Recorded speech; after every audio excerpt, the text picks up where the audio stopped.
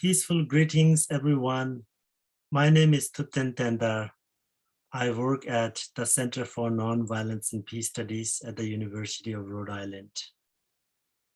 Welcome to this special talk about Nigeria, state of the nation and its future, the place of nonviolence, justice, democracy, and human rights with our international scholar, Roberta Opara. Many of you might already know Roberta, but let me introduce her briefly.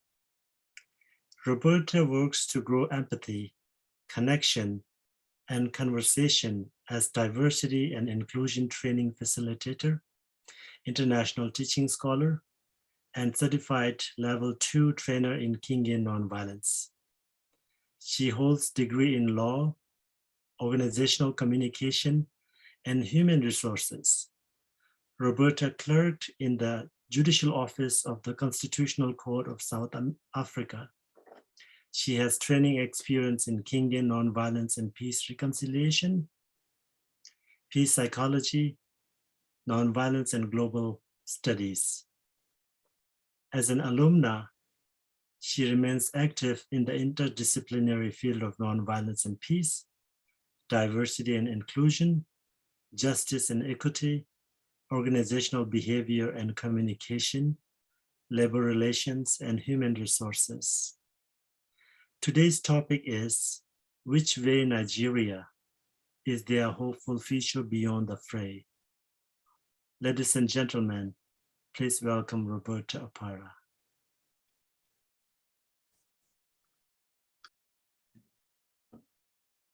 Thank you so much, Dr. Thupten Tendar.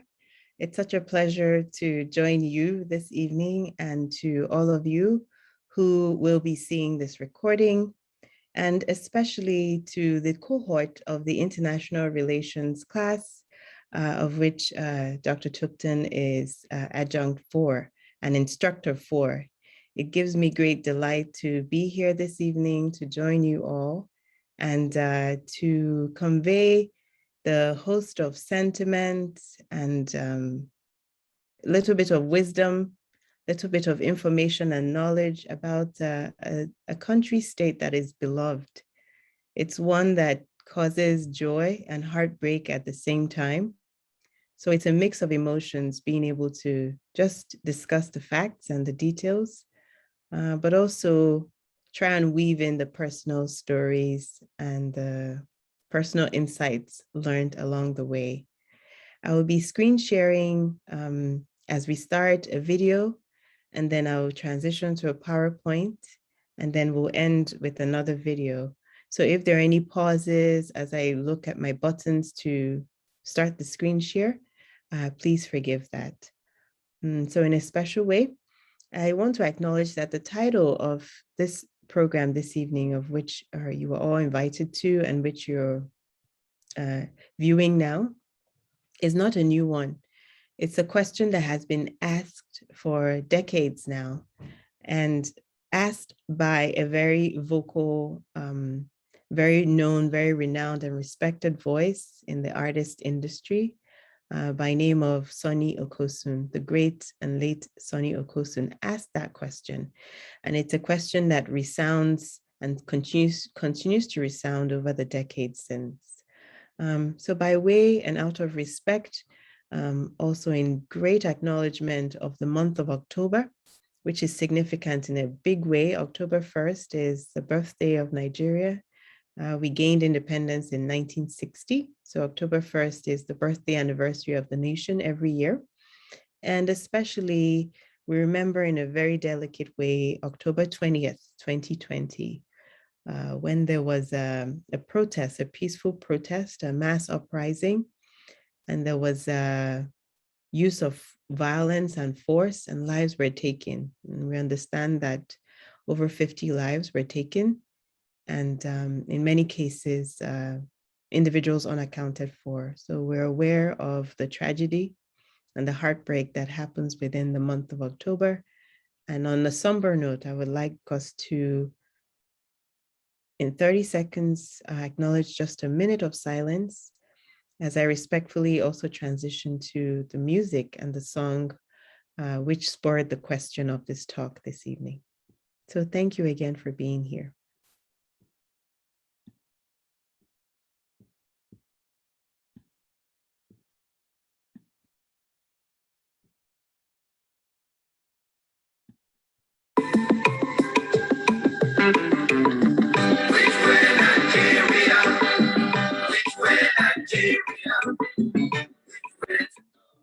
Where to go? Oh yeah, yes, I want to know which way I take. Nigeria, which way Nigeria? Which way to go? Which way to go? I love my fatherland. Oh yeah, I want to know. I want to know which way Nigeria is heading to.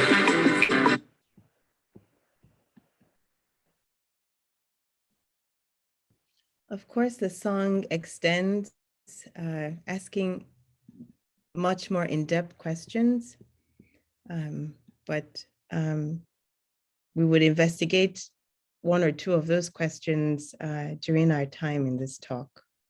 So I'll transition now to my PowerPoint and be speaking through and to those as well.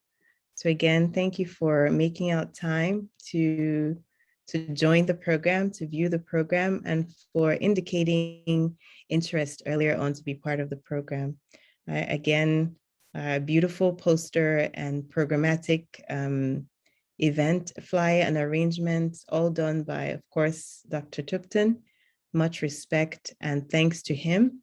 I always say my Center for Nonviolence family, being part of the URI Center for Nonviolence and Peace Studies, has been a journey of its own, and in many ways has shaped the course of my life these past few years, being part of the URI and at the URI.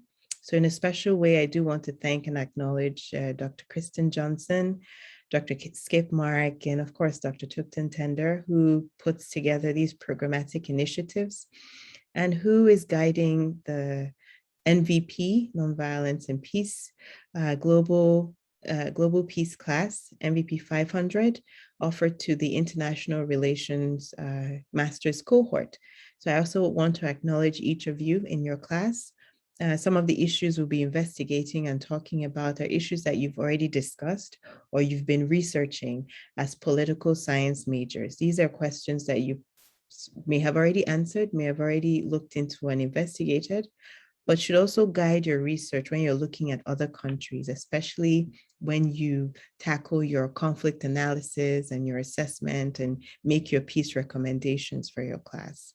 In a special way, all you guests and colleagues who've made out time to join the program or to view the program and to learn a little bit about the country of Nigeria, which is so complex and so beautiful in a very special way. And of course, I would like to thank a mentor and friend, Professor Emeritus Paul Bueno de Mesquita, with whom I taught MVP 500 alongside Tupton Tender, and from whom I've gleaned so much wisdom, so much knowledge, and so much in this learning and understanding of nonviolence, and of course, global peace. So my thanks to my nonviolence family and to each of you again for making out time to join us. So the question that is Nigeria, as I said, it's complex. It's something that growing up at the local, what you regard to as bars here in the US, would be the suya joints, the fresh fish pepper soup joints, where individuals would stop by after work to grab a cold drink of beer and some fresh fish pepper soup or some piping hot chicken or beef suya right off the grill right there with the charcoal fire and the juices right there. And you would hear debates about Nigeria. Now, of course, I was privy to this because we would be probably going to pick up a portion, a treat, some suya for the evening, or we would be, going for the evening papers to go get some papers from my father, who always read the evening papers. And so it was a question that was always talked about at the dinner table with my family, and a question that is still resonating in our family, especially as parents tell the stories and aunties tell the stories and cousins recount their own experiences of the incidents that happened decades ago. So in a very, very special way, the mistake that is Nigeria is a question that still continues to unfold. And yes, I'd like to definitely acknowledge my parents, Ralph and Francesca Alpara, who opened us up to the world of news and in global politics and issues, and gave us a voice and gave us opportunity to consider some of these things. So Nigeria remains a strong voice with a global presence. We have leadership, we have visibility, we have groundbreaking opportunity. We're part of cabinets around the world, especially in the US. We're voices that advise and guide. We're participating in sports, we're active and we're out there. Yet it's troubled. The waters of Nigeria that cross the Niger and the Benue, they're troubled waters, and they're steeped, as in any country's history, in historical antecedents. We talk about the history of the US when we talk about nonviolence in the US. So Nigeria is a very, very young democracy, under 100 years. We just marked our 60th, 61st. And so it's a question that still is being answered, it's still being unraveled, and we have lots to learn from much older democracies that we look to. Sonia Okosun asked the question. We heard the intro beats to the song, and the verses go down to ask very pointed questions about the democracy that is Nigeria. And part of the questions, as an advocate that he was before he passed for Pan-Africanism, was still after independence. He was asking this in the 80s, right? But he's asking, how long do we have to be patient to reach the promised land? And there's inefficiency, there's corruption, inflation is high, people couldn't afford 3 square meals or even one at that. And he was advocating for galvanization of minds and people who were vested in the success of the nation to come together to save the nation. And now some of those issues are being revisited with different factions calling for a division, cessation. And we're at that point again that we're asking, which way Nigeria? Are we separating? Are we staying together? And if we are opting to stay as a nation, how do we do it? How do we build in the tools and the intergenerational knowledge that is pivotal and important to nation building? So quick facts for the cohort of IIR students. These are facts probably already known to you or easily accessible. Most of my focus for our time today would be on other, maybe lesser known facts, but as with all things, research is easily gleanable, and these are things you can find out. So Nigeria is located in West Africa, more than 200 million, population strong, known as one of the most populous country in Africa. And we had the title of the Lion of Africa. Well, when I was coming up, I know that might be debatable for some, considering the challenges that we're facing, but it's still a title that is meaningful and that you still hold no matter what. There are different indigenous tribes, and of course, with differences come potential for conflict, as well as great avenue for unity. The economy, oil has been the cornerstone of the economy, even though we have natural gas and timber and iron and so many other things that is mined and tapped and often exported, either for refinement or for trade. We're bordered by Benin, Cameroon, Chad, and Niger. And due to the porosity, if I may use that word, of the borders that are not clearly demarcated and marked, of course, an accurate a reading of immigration, who's Nigerian, who's non-Nigerian, is often hard.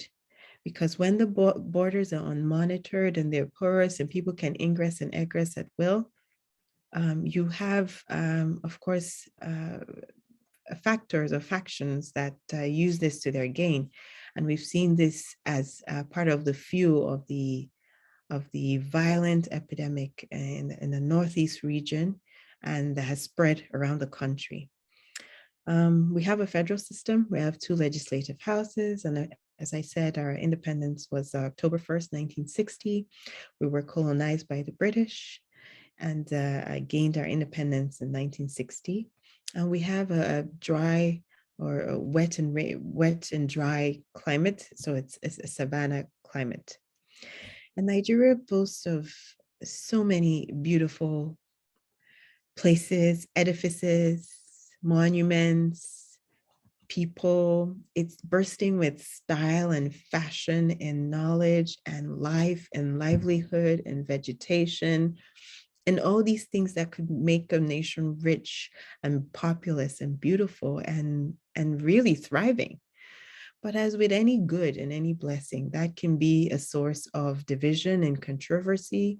And Nigeria hasn't been an exception to that, with billions and millions of dollars exported, hidden away, accrued to individuals and amassed by individuals alone. The disparity between the well-to-do and the not well-to-do is glaring. We have abject poverty, and in the next neighborhood, you have million-dollar mansions. So it's a question that would always need answering in terms of how do we get out of this and how do we reestablish governance, transparency, accountability within the system of governance that we have. By way of facts, of course, our GDP as of 2020, according to the World Bank, was over 432 billion. We tower over some of our brothers and sisters in the African continent, but at the same time, our debt has grown in the billions. And even though we're trying as best as we can to repay in the millions, we still have a lot owed. And in most part, of course, through the assistance of institutions like the World Bank and the International Monetary Fund, but still to other nation countries such as China. I see that some of these maps may be unclear, forgive that. They're just to show the location within the continent of Africa, in West Africa, some of the green zones that we have and that are still active tourist sites, beautiful tourist sites, and the location of the countries that border us, that are our neighbors, of which of course has been also a source of conflict and infractions over time. So as I said earlier, we have Benin, Niger, Chad, and Cameroon around us as the sister nations right beside us. So whatever insecurities and challenges or conflict that we have at the borders, we're immediately affected and in proximity with these countries to whom some of our citizens have gone to recently because of the violence and the internal displacement, and to whom and from whom we've received individuals fleeing their own countries, fleeing insecurities in their own countries, and also looking for opportunities. So it's a brotherly, sisterly relationship that is with its own challenges. And another challenge, of course, now facing us in the southeast of Nigeria is MASOB. So MASOB is the movement for the actualization of the sovereign state of Biafra. And we'll talk about the civil war in a little bit. But this is a movement, again, to reactivate the foundational cause of our civil war in 1967, which was after independence, but set up by some other socioeconomic factors. For the IR cohort, I'm sure you would have studied Johan Galtung, and you would have considered the political, the cultural, the socioeconomic factors that lay into conflict as you're studying the conflict triangle and factoring in the issues that lead to violence or conflict within a nation state. So Masob is looking for the cessation of the former eastern states or eastern part of Nigeria from the rest of Nigeria. And it's worthwhile to note that in as much as we have the 36 states now, they weren't always the 36 states, right? So decades ago, we had the regions, we were based on a regional division based on North Central, Northwest, Northeast, Southeast, and we were in pockets. And then we had 14 states. And later on, we were subdivided into many states. So even the personality and the nature of the Southeastern states, which were formerly part of the Eastern region, has changed. So each state, being its own indigenous or independent state, has its own unique characters and flaws, of course, but its own people. And its people may or may not voluntarily identify with the movement, even though part of each state was part of the Eastern region, which fell under Biafra in the 60s. So that is a huge cause of violence and conflict right now in Nigeria. This map showed population density with, of course, the most populous state as Lagos and Abuja, which are the former and current capital.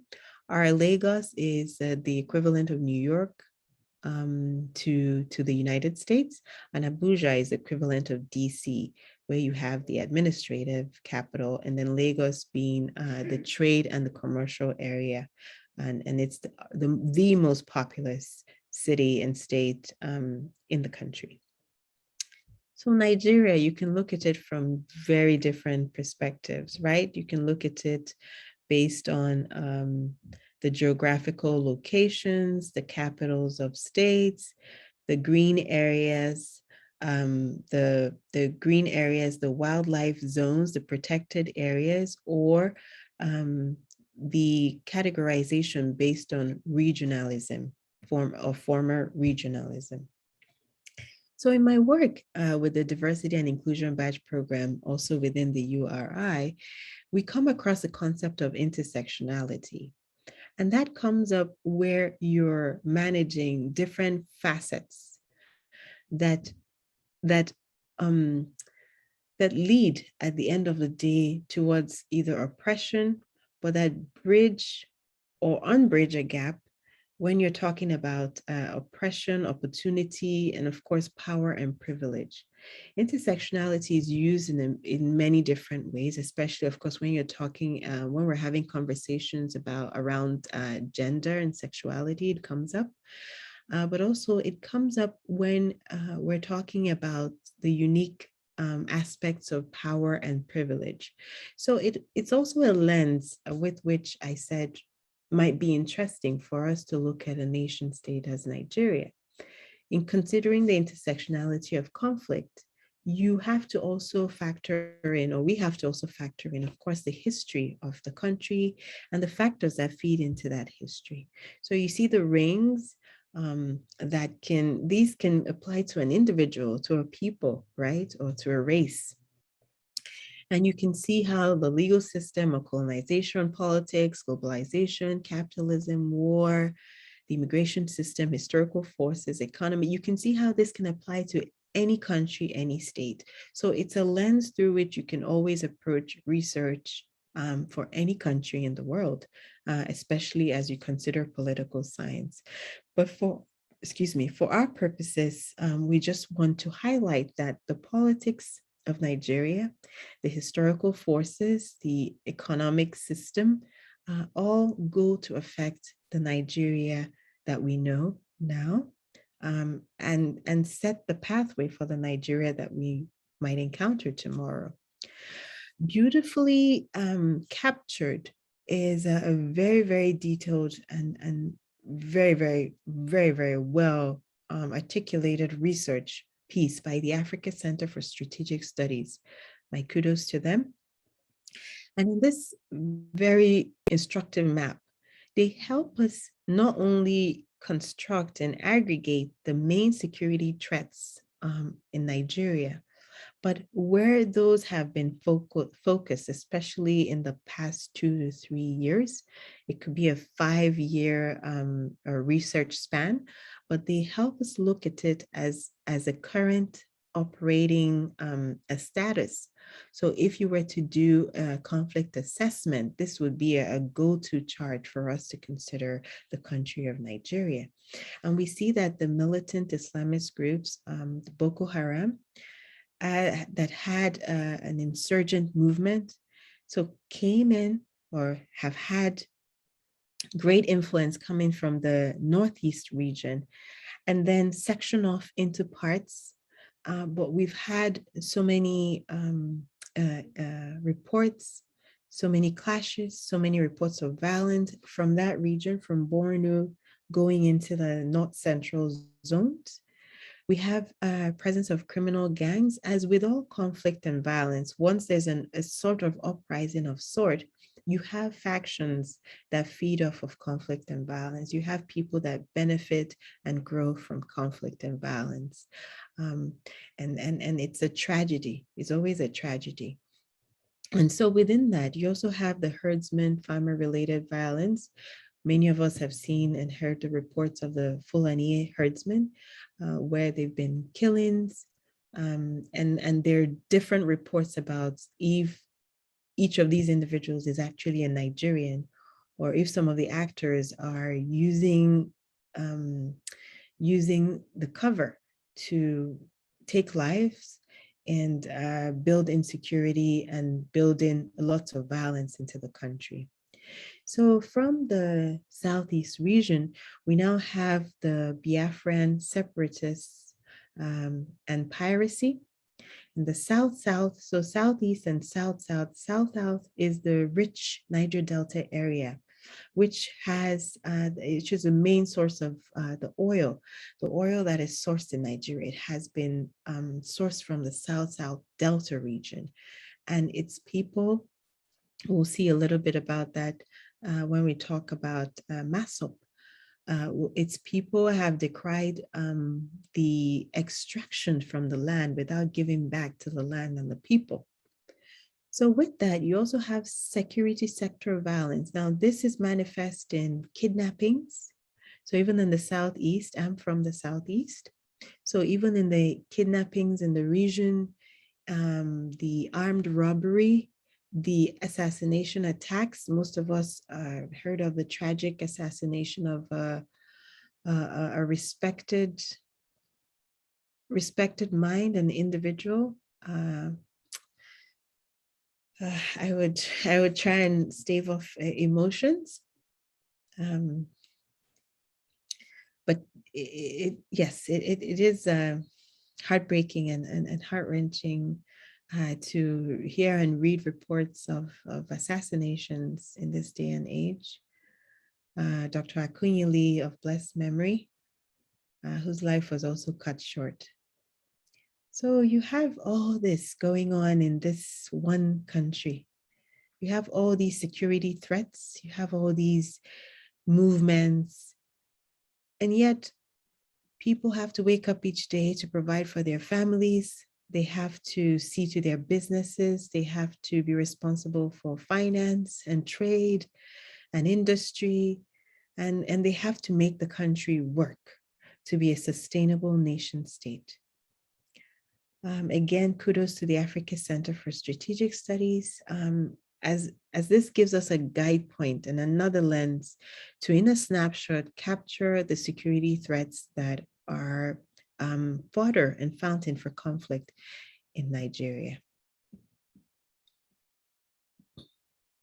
So we talk about conflict and violence and, justice and the humanitarian aspects of this.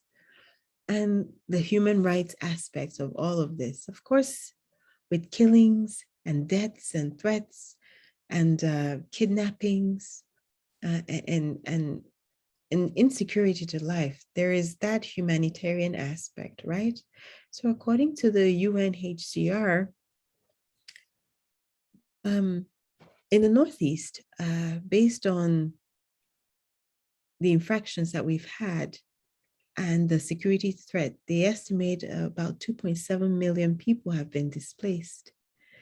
So these people have had homes and businesses burnt, lives lost, relatives and families, and have had to run with nothing but what they could carry on their person.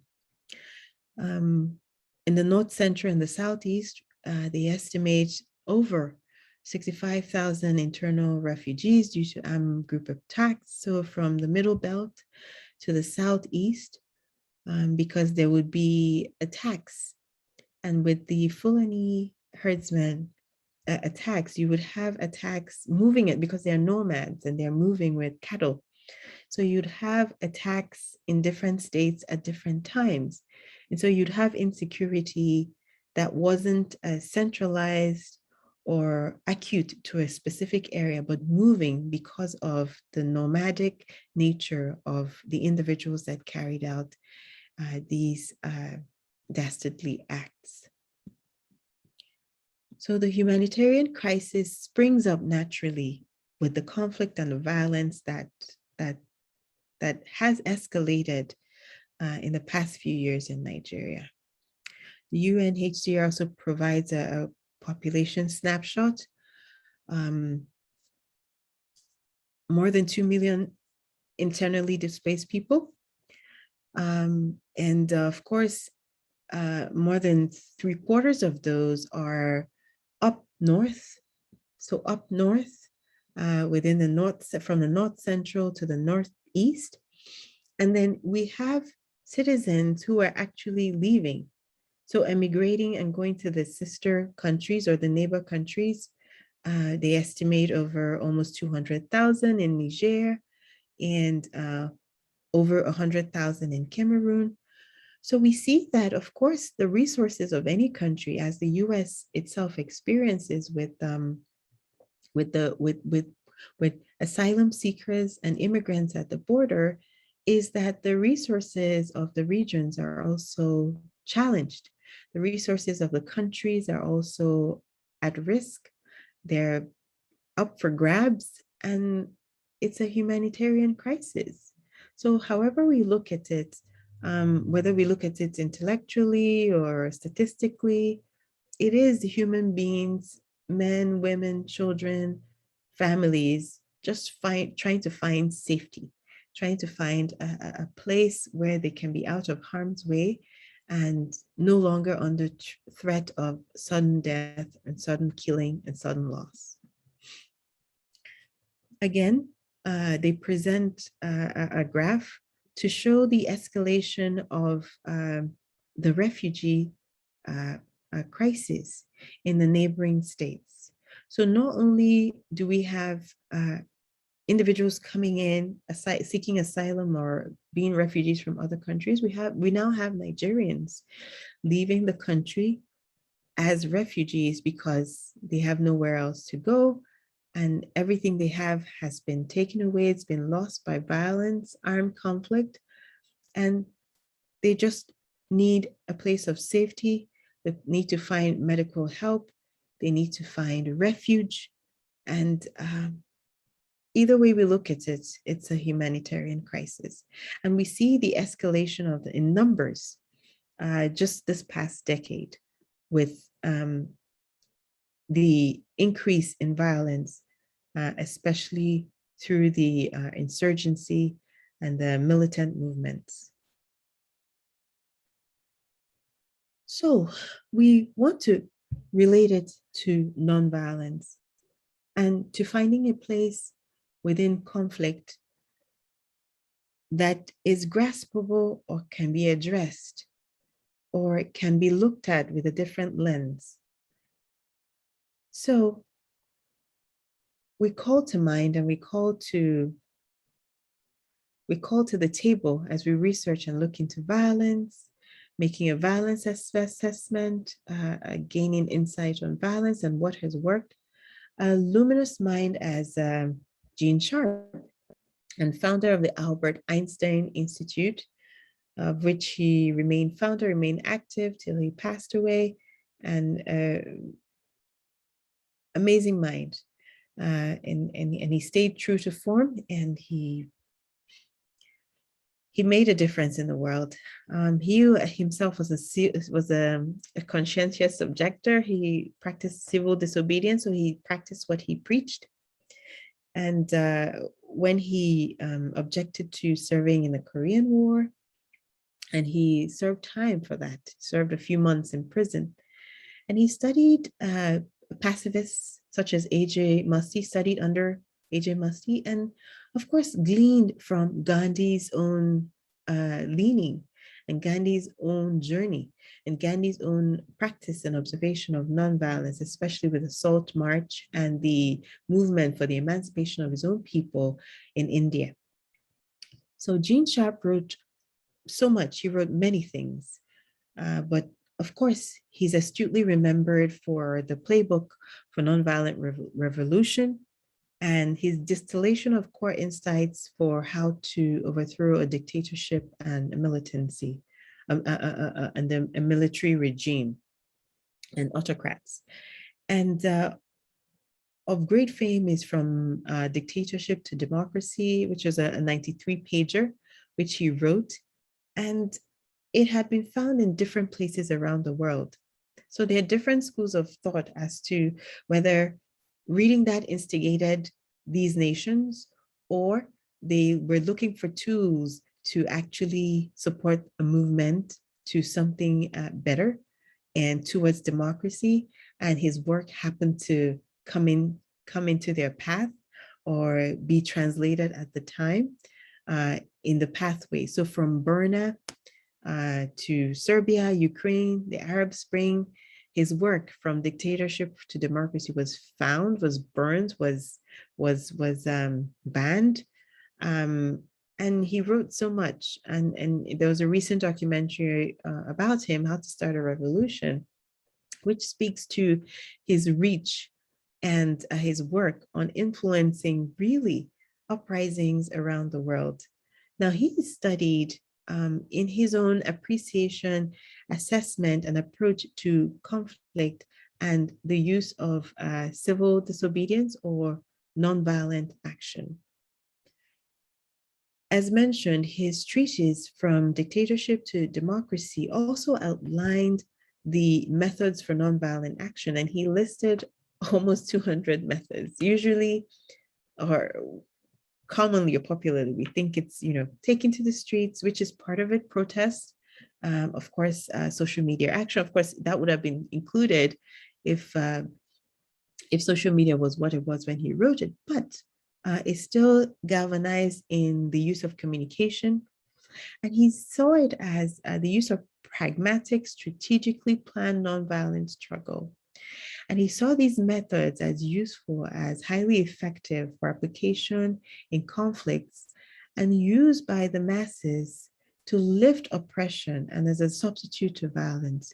So he substituted nonviolent action as being the only acceptable response to violence, as being the only acceptable approach to dictatorship and oppression of a people and a voice. So he's brought in here because, again, let's talk what came out of a class. It's still stemmed around the class on global peace and discussing conflict and great thinkers and strategic thinkers and philosophers. And so we can't have a conversation on nonviolence action or discussing a democracy or dictatorship without mentioning Gene Sharp. And that's why we talk about him. And he highlights how it can be a waging of battles, but it's the use of strategies and tactics. But it warrants calm courage and discipline and sacrifice, because with any objection to violence or with any speak up or how should I say, response to violence, we know that it's immediately shut down by more violence. That's typical, that's usual, but he sees nonviolent action as a technique of struggle involving the use of psychological, social, economic, and political power. And he sees that it has to be a total non-cooperation, a withdrawal of cooperation for it to work. And so all actors and all participants must agree. So this comes in, why? Because so clearly depicted was the use of civil disobedience, protest marches, online activism in the EndSARS movement, of which, as I mentioned when we started, we marked a year anniversary this October 2020, 20th of October, for the protest that happened at the Lagos-Lekki highway last year, where unfortunately there was the use of violence to an otherwise peaceful protest against the EndSARS protesters, and lives were lost and people were killed. And as some of you know, the hashtag, of course, spread right around the world.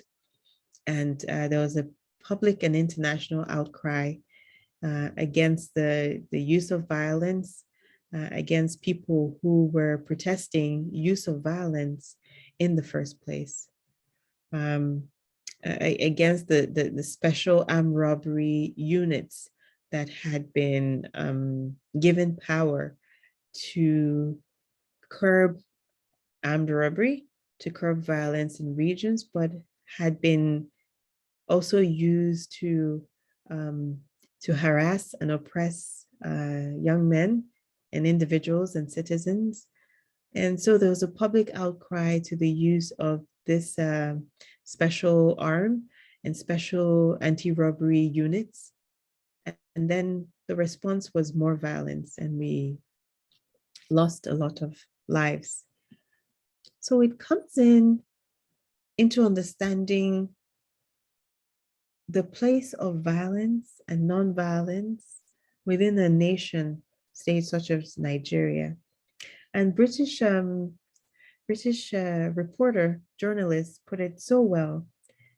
And in describing some of the things that have happened over the course of the year in Nigeria, from the Fulani herdsmen attacks to Boko Haram to the Masob movement. And he says a series of overlapping insecurity, political and economic crisis has left Nigeria facing its worst instability since the end of the Biafran War in 1970. Earlier, I mentioned that we would get to the Biafran War, and we will mention that in a few slides. I'm quite aware of our time, so I would pick up the pace a little bit, as I would do well to end this part. But key, especially in balancing our look at violence and justice and human rights, and understanding the historical antecedents to a nation and to a country, are the three elements also related to Jean Sharp's work of understanding what is the conflict driver, what are the conflict dynamics, and then what or who could drive the peace engine. So looking at the conflict dynamics, we've seen all of the elements and all of the factors, right? In Nigeria, we can't look at, I may have moved the slide here. I had a listing, maybe we'll encounter that as we go, but to understand that the conflict dynamics has to also do with the history of the country. The way the country was divided, was created, and the tribal alignments, both with the system of presidency, the spirit of rotational presidency, and how the presidency should go to each of the regions with each election. We also have to understand the dynamics of the political gains and losses along those regional and tribal lines. We have to understand the history of the war, the Biafran War, and what caused it. We have to see the conflict drivers that are current but linked to the past. I said the movement of the restitution of the sovereignty of the Biafran state, Boko Haram, herdsmen attacks, the kidnapping, the displacement are all conflict drivers. They're driving the state of conflict, and whether it's the insurgency or the killings or the kidnappings or all the headlines of individuals losing their lives, losing their businesses, losing their family members. These are all the conflict dynamics and drivers that we need to understand if we were dissecting a nation like Nigeria. So this was the slide that I had wanted earlier on, but it's fine. But understanding the zoning and rotational presidency, I couldn't go into as many details because in the time that we have for the talk, I do want to stay respectful of the focus points but highlight that there's a history to the focus points, right? And as we even get ready for the 2023 presidential elections, all of these feed into the conflict dynamics, and the conflict drivers feed into the system of governance. What happens in the election year? What happens when this tribe or the group of elders says we would only accept a candidate based on this and this, and gives the parameters of accepting a candidate, as the Northern elders have recently done. We have to understand the tribal structure and understand the middle belt in Nigeria as, yes, being the food basket and driving the food and agriculture economy, but also the balance of where that food goes and how that food is distributed and which regions can be sustained or sustainable if Nigeria were to implode, right? So we also have to understand the history of the Civil War and Biafra, and of course, the history of kidnappings, of course, with the Chibok girls that we know. We have started the hashtag that went right around the world, bring back our girls. So we also have to understand these conflict dynamics and drivers. As I mentioned, of course, the Biafran War, which was started by a host of factors. And hearing those stories from my parents and their own experiences during the war, and how their own parents and siblings had to survive and flee, is still fresh in my memory. But as factors, we have to be cognizant of the effect of the decolonization when we got independence. How were the tribes with each other? How were we pitted against each other? How was the military coup that followed and the counter coup that followed it? How did it feed into our tolerance of each other? Of course, control of the oil-rich delta is also very important, and of course, religion. And so that brings us to the third and most important factor, which is the peace engine, which has to be driven by individuals, which has to be propagated and emphasized by individuals who are devoted to nonviolence and who have committed and made a personal commitment to see nonviolence as the way forward and the way for bringing not just attention to issues, but curbing violence with a level of understanding and non-cooperation. So in the United States, Dr. King lamented the three evils of racism, materialism, and militarism. And Gene Sharp reminds us that people turn to violence not because they're wicked, although yes, there are many wicked elements in the world, but because most times we don't see, any other option. But he, as Dr. King, as Gandhi, as other luminaries, advocate nonviolent conflict or nonviolence as an effective tool, an effective alternative to violence and conflict. So as we recognize Dr. King in the United States, we also recognize individuals whose stories and whose lives changed the course of history in Nigeria. The state actor we had at the time during the dictatorship, I would be quicker, was General Abacha. And based on his use of military force and his own beliefs, two prominent lives, many lives were lost, but two very prominent lives were lost. And we believe that if these men, MKO Abiola and Ken Saro-Wiwa, were still alive today, the story of Nigeria would be different. The story of that is Nigeria will be very different. So MKO Abiola was the projected winner of our election. The first election that was described as the first free and fair election in Nigeria in 1993.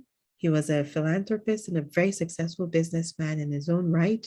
And he was looking to move the country forward towards a more prosperous future built on a brotherhood, sisterhood, of course, and advancement of the people. But his life was cut short due to a state actor. And same with Ken Saro-Wiwa, who led a movement for the survival of his people, the Ogoni people, who are now, well, in the South, part of the Delta area. And his action was against the multinational petroleum companies that had mined from the earth, from the soil, without giving back to the people, without investing in healthcare or education or the advancement of the people. So we recognize these figures as also figures of democratic change in Nigeria, and their lives would have been a different story.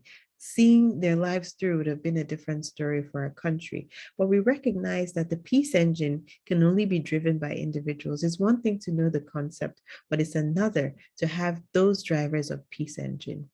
So as we've talked about violence and we understand the democratic challenges with justice and the humanitarian crisis currently in Nigeria, we still have to come back to our Kingian principle, the understanding that the universe, principle 6, the universe is on the side of justice, and the belief that the peace actors or the peace drivers believe at the core that the universe is on the side of justice. They believe that in speaking up and out and in acting for the justice and fairness of a people, that eventually justice will come. And for them, as with Dr. King, they didn't live to see it. And we're wondering if we will live to see it, but we're hoping that we can. And the hope that we have in having peace drivers and peace actors are with the individuals who through their craft and art and who through their spoken word and their activism and their creativity move for the advancement of a people. I mean, it was Fela that had this amazing quote, I want peace, happiness, not only for myself, but for everybody. So it's recognizing the Aishas and the Chimamandas and the Mordis and the Fawemis and the Falls and the Burner Boys and the Felas and the Chinua Achebes, who are peace actors and activists who can use their talents and skill and exposure to bring light and to bring attention to the struggles of a nation state such as Nigeria.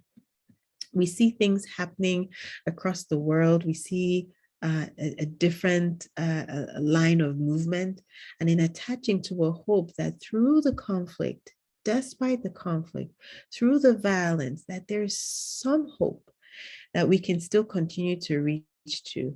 So whether it's highlighting the fashion and the beauty, the faith, entertainment, the literature, the recognition of art and the restoration of some of our artifacts, as is now happening, or the recognition of Nollywood, $1 billion industry now, that there's hope in the story that is Nigeria, and that there are more peace actors driving this peace engine that can recognize the conflict dynamics and the conflict history and antecedents, and to know how to drive us forward, to know how to recraft the story that is Nigeria, to capture what could be the possibility for Nigeria. So in the use of nonviolence, yes, it is for us as the individuals to say where it hurts, to protest, to seek activism, to act actively, online, offline, to advocate for what we want. But it's also for us to understand the tools of nonviolence as nonviolence action and nonviolent civil resistance as market points and tools that we can use to fight for a better tomorrow. So while we understand the current humanitarian crisis and struggles, we also advocate for a hope that the promises of elected officials as they're elected would carry some weight, that the actors that we do give our vote to, that we do give our support to, will keep to their word of building a better nation state and of uniting the state, despite the call for the cessation. We can only hold on to that hope that there's something in the future for us to hold on to, and that Nigeria is worth fighting for. So thank you so much. Out of respect for time, I know I've gone quite over time, but it's hard to capture in several slides what is a country as beautiful and as challenging as Nigeria, but we still continue to celebrate it, to invest in it, to proudly wave the flag of Nigeria, and to still ask the question, which way Nigeria? So I want to end with, it's a 3-minute video by Charlie Boy Oputa, who himself is an activist who has used his art, his style, entertainment to also inform us of civil rights and humanitarian rights issues. His father, a jurist, a legal mind, Justice Oputa, also, of course, influenced his own drive for justice and search for peace. And also, of course, as a foundational member of the Performing Musicians of Nigeria, and forming a PMAN with likes of Christian Estienne Bukwe, likes of Onyeko Wenu, Sonny Ade, Sonny Kosun, people who stood for even the rights of musicians and the musicians that spoke to the movement of democracy and the positioning of democracy in Nigeria. So I would like to end on the note with Charlie Boy's video, and as I thank you all for making out time to not only attend and watch the video, but my thanks again to Dr. Tupton, who has made this possible in so many ways. Again, a thanks to you, my nonviolence family at the Center for Nonviolence and Peace Studies at University of Rhode Island, and to you, the cohort of the MVP 500, as well as each of you who has taken the time to watch this presentation. I thank you again. I will stop the share of my slides and then end us on the note of Charlie Boy, Charles Oputa, who again asked the question, which way Nigeria?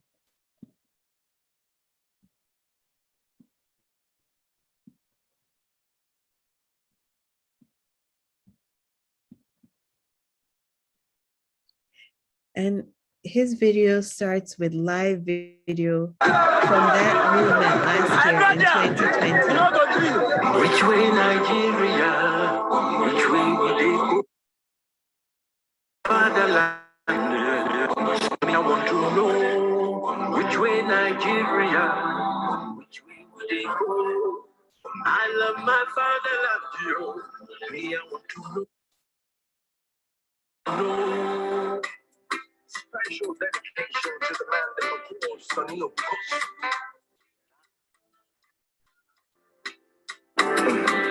All I want is to see my people smile again. All I want is to see my people happy. If I say me, we sit down and talk to the young of the matter. We don't go fit to settle. We don't go fit to settle. Like. If I say make we sit down and start to the yarn, no the matter for here. We no go fit to settle. We no go fit to settle. Like you do like say you no know where me and they go. See our mission now where we they go. After so many years of independence, still take difficult for us to stand. Now how you go be, now when you go be, go better, think just the scatter. Now where we they face, oh, I mean we don't get the future. I want to know.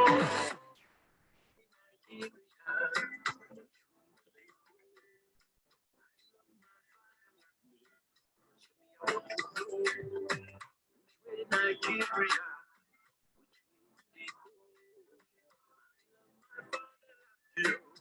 I want to know.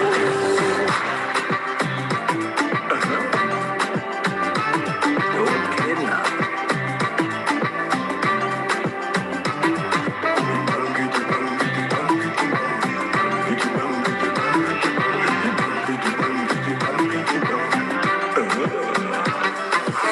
Every day we dey hustle to make this rubber. We no care, we no send nobody. Even if we rob people, we no fear karma. As long as we make this money, now everybody hating one another. Tribalism and killing one another. They don't want everybody to work together, cause they want to jump and go. Nigerians who go today, they don't need us, they want to jump and go. They don't want us to love one another, cause say they want to jump and go. It's real quick. I know, then they use us, they want to jump and go. If we don't wake up, if we don't do something,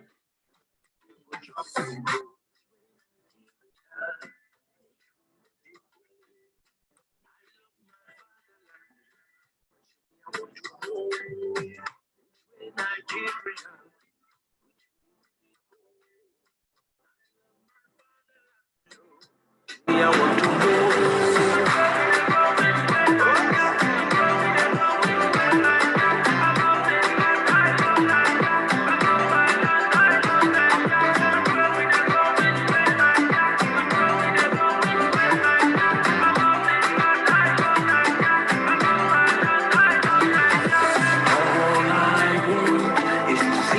People smile again.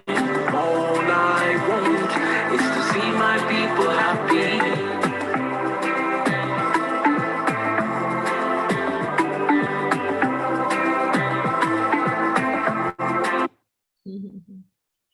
And on that note, I'll say, God bless Nigeria and God bless the USA. Thank you again. Roberta, thank you very much. On behalf of the URI Center for Nonviolence and Peace Studies and Nonviolence and Peace Theory and Research class for the International Relations Program, I express deep appreciation to you for sharing us your expertise, wisdom, and information about Nigerians' struggles and peaceful strategies. We hope that all Nigerians find more safety, peace, and prosperity in their country soon. Thank you so much.